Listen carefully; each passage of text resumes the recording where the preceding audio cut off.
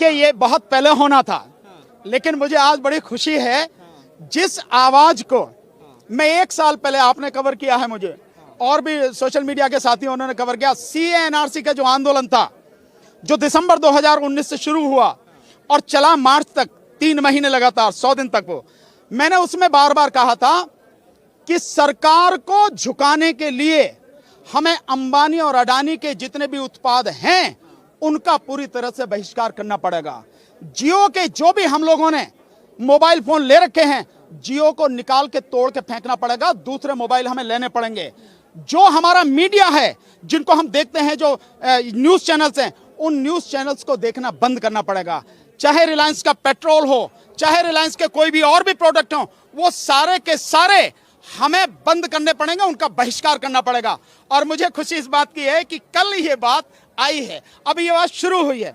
और मैं आपको दावे के साथ कह रहा हूं, जिस दिन इस देश की जनता ने ईमानदारी से रिलायंस का, अंबानी अडानी का और इसके अलावा लाला रामदेव का, बाबा नहीं है वो, लाला रामदेव, इनका जब पूरी तरह से बहिष्कार कर दिया, आप देखना सरकार के घुटने अपने आप ही टूट जाएंगे। की बार जो है किसानों ने सही नब्ज जो है पकड़ ली। बिल्कुल सही समझिए, और किसानों का मूवमेंट बहुत बढ़िया तरीके से चल रहा है।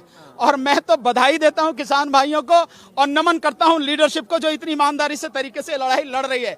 मजा तो अभी आया। एक डायलॉग मुझे याद आ रहा, शोले फिल्म देखी आपने?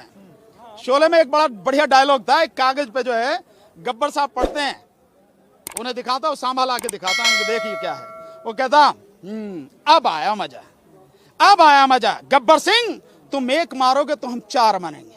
पहली बार कोई ऐसा है जो गब्बर सिंह को इतनी चुनौती दे सके। तो श्रीमान अमित शाह जी, माननीय प्रधानमंत्री जी, टक्कर आपकी अब हुई है। अब पता लगेगी आपको लड़ाई कैसी होती है।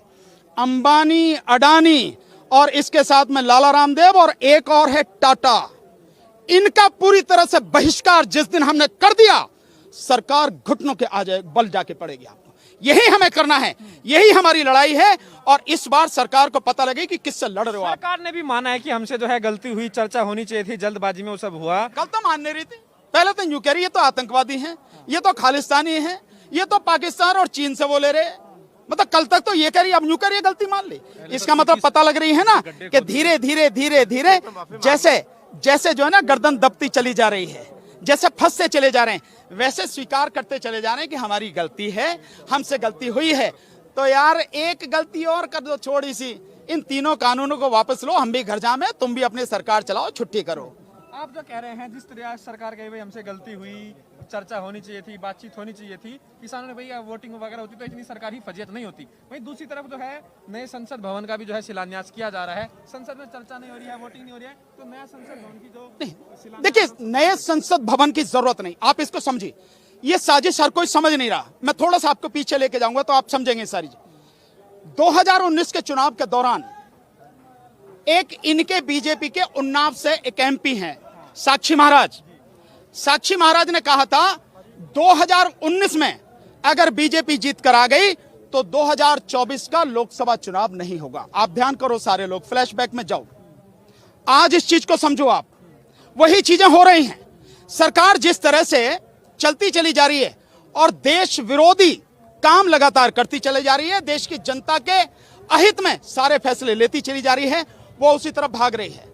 और अब अमिताभ कांत जो नीति आयोग के अध्यक्ष या उपाध्यक्ष हैं, जो RSS के आदमी हैं, वो ये कह रहे हैं कि ज्यादा लोकतंत्र हो गया, इसलिए जो है इस पर रोक लगाने की जरूरत है। तो इस पर रोक कैसे लगाएंगे?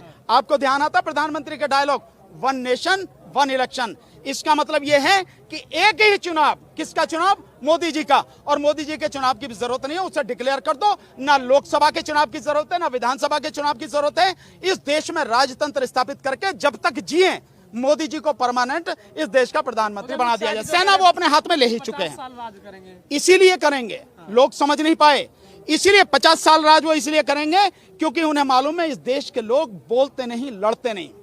पर इस बार मामला फंस गया है। दूसरा, 50 साल राज क्यों करेंगे?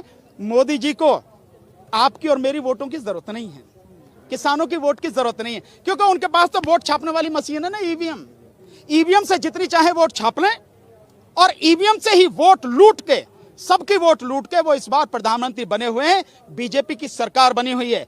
मैं दावे के साथ कह रहा हूं, मैंने पहले भी चुनौती दी थी, अब भी चुनौती दे रहा हूं। 30 मई 2019 को जब हमने ईवीएम के विरोध में आंदोलन शुरू किया और उसके बाद लगातार हम आज तक आंदोलन कर रहे हैं, मैंने तब भी चुनौती की थी। माननीय प्रधानमंत्री जी, आप कहते हैं 56 इंच का आपका सीना है, बहुत बढ़िया, बहुत खुशी है। आपको इस देश के 50% से 60% तक वोट मिले हैं। एक बार बैलेट पेपर से चुनाव करा लो, एक दिन में चुनाव करा लो पूरे देश में, और चुनाव खत्म होते ही 1 घंटे के बाद उसकी काउंटिंग करा लो। मैं दावे के साथ कहता हूं, अगर ट्रंप को भी बुला लो और भी जो तुम्हारे कोई यार दोस्तों बाहर के उन्हें भी बुला लो, 100 सीट से ज्यादा तुम और तुम्हारे जितने सहयोगी अगर ले जाओ, जिंदगी भर तुम्हारी गुलामी करूंगा। ले नहीं सकते हैं। ये सब इसलिए सारी चीज हो रही है। अब इस किसान आंदोलन को आप कैसे देख रहे हैं, क्योंकि आने वाले समय में कहा जा रहा है दिल्ली के सारे रास्ते रोक दिए जाएंगे, बिल्कुल रोके जाएंगे। तारीख को फिर पूरा आप भारत एक बंद होगा। अरुण जी, आप ये बताइए, भाई मरता क्या ना करता,